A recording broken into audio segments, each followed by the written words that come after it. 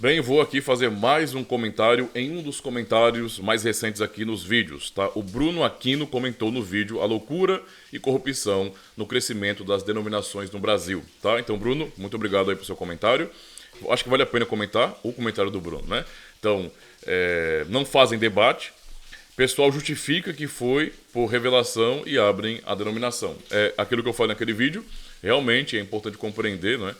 Que essas pessoas que estão ligadas a seitas não estão nem aí para se aquilo é bíblico ou não, né? Apenas confiam nessas supostas revelações que são tolas, né? Muito tolas. Vamos aí para mais um comentário aqui. Deixa eu dar uma olhadinha. Então, o João Curono, ele comentou aqui nos vídeos que eu fiz aqui, né, da playlist Confissão de Fé da Guanabara. Valeu, João. Muito obrigado pelo comentário. Ele fala, inclusive acredito eu que no caso, esse artigo não só faz uma excelente aplicação, como responde de forma muito clara esse assunto do livre-arbítrio. E eu confesso que fiquei surpreso quando li. Sabendo agora da história por trás dessa confissão, eu fico muito mais surpreso ainda. De fato, né? Eu realmente também fiquei muito surpreso. Quando eu comecei a estudar sobre isso, há um tempo atrás, me impressionou bastante, né? Quando li a Confissão de Fé da Guanabara. É claro que eu não posso compará-la com as confissões feitas nas igrejas, porque elas são muito mais completas, digamos assim, e foram elaboradas por teólogos, digamos assim, né? Então, equipes de teólogos, basicamente. Enquanto essa confissão, não. Mesmo assim, a confissão não só dá um testemunho, né, digamos assim, a respeito de pessoas que amaram a Cristo e não negaram a fé diante da ameaça de morte, e alguns até morreram, mas também nos mostra muito bem, não é? Um testemunho também, como aquelas pessoas eram envolvidas, como eram comprometidas com a sã doutrina, com tudo aquilo que estava acontecendo no século XVI. E foram muito bem catequizados, aprenderam bem a doutrina aqui, né? E isso é para louvarmos a Deus mesmo, certo? O Otávio Silva também comentou, não é, em um dos cortes que eu fiz, não é, a respeito daquele bate-papo que eu fiz com o pastor Jonathan Chase, os verdadeiros 5 pontos do calvinismo. Ele colocou aqui: calvinistas modernos, arminianos são nossos irmãos. Esses são os calvinistas nutelinhas, na verdade, né?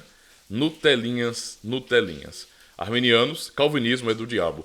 Inclusive tem um arminiano, não é, que concordou comigo aqui, né? Tem um comentário de um arminiano aqui no canal, quando eu falei sobre esse assunto, e ele concordou comigo no que diz respeito à coerência, não é? A coerência. Porque o arminiano de verdade, ele vai encarar o calvinismo como se fosse algo realmente herético. Não é? E essa é a nossa posição também. Nós vemos, historicamente, o arminianismo como sendo heresia, a remonstrância como sendo heresia. Entende? É só essa turma de agora, desses calvinistas que tem manteiga no bigode, né? Pessoas que são bem nutelinhas mesmo, que gostam da política da boa vizinhança e abrem mão de certos princípios que são verdadeiros, sérios, em nome de manter esse tipo de relacionamento, até usando muito mal ou apontando muito mal para Calvino, por exemplo, dizendo, Calvino tinha um espírito conciliador. Sim, não é? Como o pastor Josafá Vasconcelos falou em outro vídeo aqui no canal, unidade na verdade, não na mentira, ok? Então isso é muito importante. Por isso é bom manter a coerência. E o arminiano que comentou aqui foi muito coerente. Eu vou me ofender porque ele está dizendo? Não. Ele está sendo honesto e correto dentro do seu próprio contexto. Não é? Se ele é arminiano, remonstrante, ele tem que ver o calvinismo como uma heresia, né? Como um absurdo. Eu não tenho como negar que ele deve ver assim. Se ele não visse desse jeito, para mim ele estaria sendo incoerente. Assim também eu, como um reformado, um calvinista, vou analisar sempre a remonstrância, o arminianismo como sendo uma heresia. Ponto. Tá? Esse é o fato aqui. Ok? Inclusive o canal do Mó, né? Também muito obrigado aí, canal do Mó. Ele comentou também sobre o vídeo, um cortezinho, né? Num sermão sobre remonstrantes. Romanistas e remonstrantes lutam contra a verdade sobre a graça de Deus, né? Ele fala bem assim: para os assembleanos, os reformados pregam um falso evangelho. Os católicos anatemizam no caso, já as Assembleias de Deus têm a doutrina da predestinação como doutrina de demônios. Pois é, né? Então, do lado de lá o pessoal não tem dó não tem misericórdia não. E eles estão sendo coerentes, corretos nesse sentido. Tá? Tem que ser assim mesmo. Ou é ou não é, filho. Acabou. Ou uma coisa, ou seja, ou nós estamos certos ou nós estamos errados. Não dá pra poder ficar com esse meio termo. Ok? É simples assim. Então, Tem que ser coerente mesmo. Tem outro comentário aqui, certo? Que é o do José Luiz Gonzaga. Muito obrigado por seu comentário, tá bom? Deus abençoe. Ele comentou no vídeo que eu falo sobre Igreja Presbiteriana Renovada. É calvinista, reformada? Eu acho que... Eu não sei se ele deve ser, eu vou ler aqui o comentário. Então, pode ser que seja dessa Igreja Presbiteriana Renovada, né? Então, o termo reformado acabou sendo vinculado quase que exclusivamente à Igreja Presbiteriana. Acredito haver uma falha na aplicação real da palavra quando partimos do princípio que demais igrejas históricas desenvolveram-se durante as reformas. De fato, aí ele vai estar batistas, anglicanos, luteranos, são reformados. Então, vamos lá, José Luiz Gonzaga. Se nós vamos usar o termo reformado para aplicar de maneira genérica aos grupos protestantes que surgiram, eu prefiro falar sempre protestantes, não é? Para mim é muito mais cabível reforma protestante, falar sobre protestantismo, sobre os protestantes, e depois então usar os nomes próprios, não é, digamos assim, de cada tradição protestante. Para mim é muito mais coerente com relação a isso, certo? Eu poderia dizer também, então, nesse sentido, que é claro, não é, que se estamos pensando em igrejas protestantes, podemos também pensar, porque foi a reforma, que toda igreja que surgiu naquele contexto de reforma, não é, também podemos dizer assim, são igrejas reformadas. Só que falar que são reformados nesse sentido é você tornar o termo muito mais genérico, aplicando, na verdade, como um sinônimo de protestantes. Basicamente é isso. Por que eu estou dizendo isso?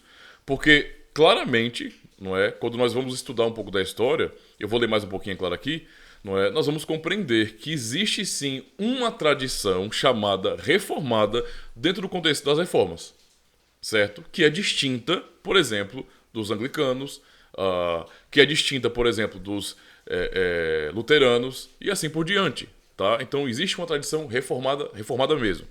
Talvez haja muita confusão quando se pensa, por exemplo, nos batistas, porque os batistas surgiram no contexto do puritanismo.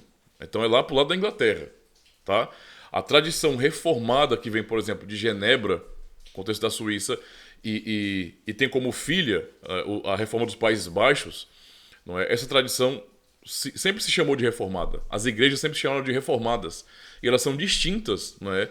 Em alguma medida também das demais tradições, inclusive da própria reforma no contexto da Inglaterra ou da Escócia. Então tem algum tipo de distinção.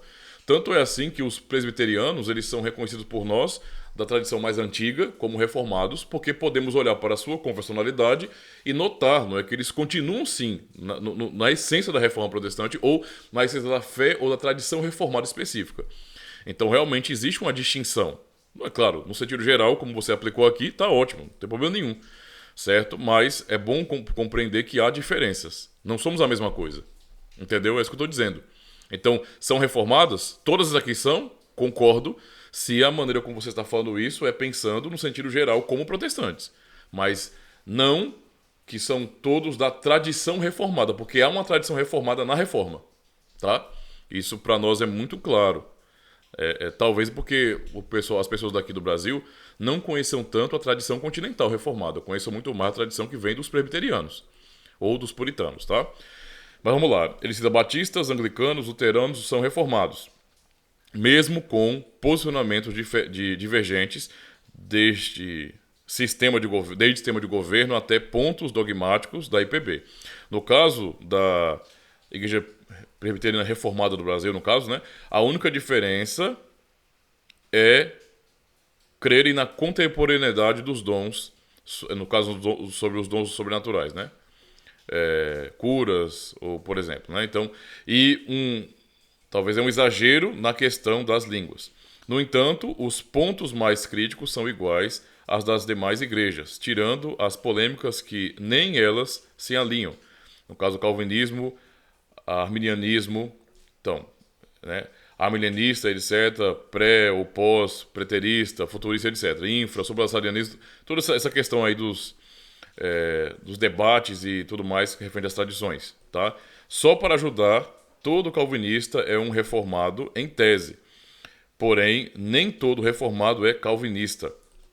Então, mais uma vez, você está usando o nome reformado de uma maneira genérica, tá? Bem geralzona mesmo. Só que existe uma tradição reformada muito específica, tá?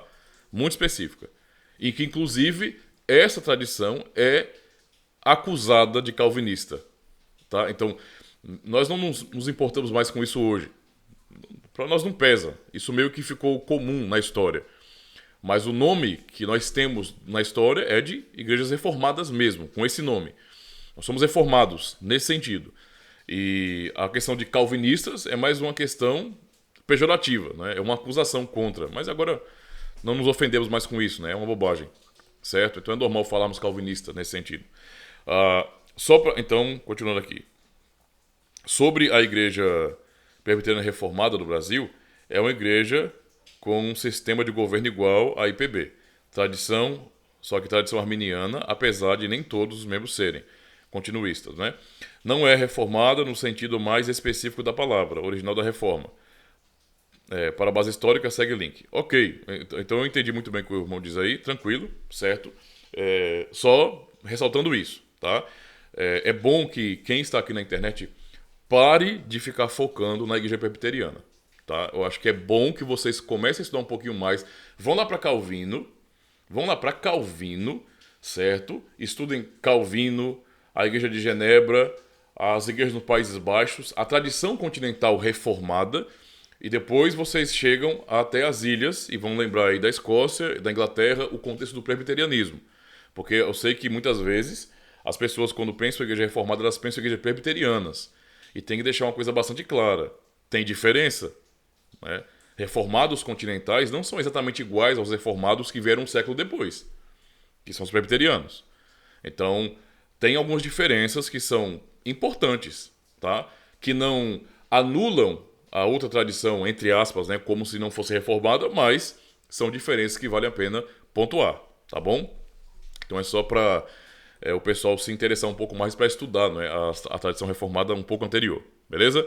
Pessoal, muito obrigado aqui, comentei aí, então, os comentários mais recentes.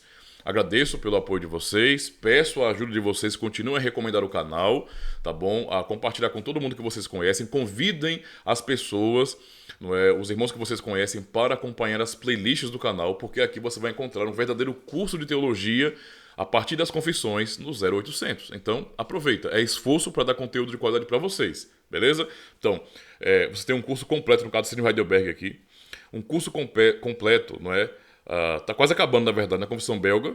E estou fazendo também uma playlist aí, um curso nos cânones de Dort. E sem contar que tem na confissão de fé da Guanabara. E assim que terminar, se Deus assim nos abençoar para que tudo dê certo, não é? Nos abençoar assim, então eu quero continuar e vou também ir para outras confissões de fé. Tá? Isso é importante. Então, olhem para esse lado aí, para o esforço do canal e procurem ajudar, compartilhando e recomendando para mais pessoas que vocês conhecem. Beleza? Muito obrigado então. E outra, além de deixar algum comentário, se vocês gostarem do vídeo, né, ou dos conteúdos do canal, deixe sempre o joinha de vocês, pessoal. Vocês visualizam, não é? Então às vezes tem muita visualização, mas tem poucos likes. Aperta o joinha. Gostou? Aperta o joinha.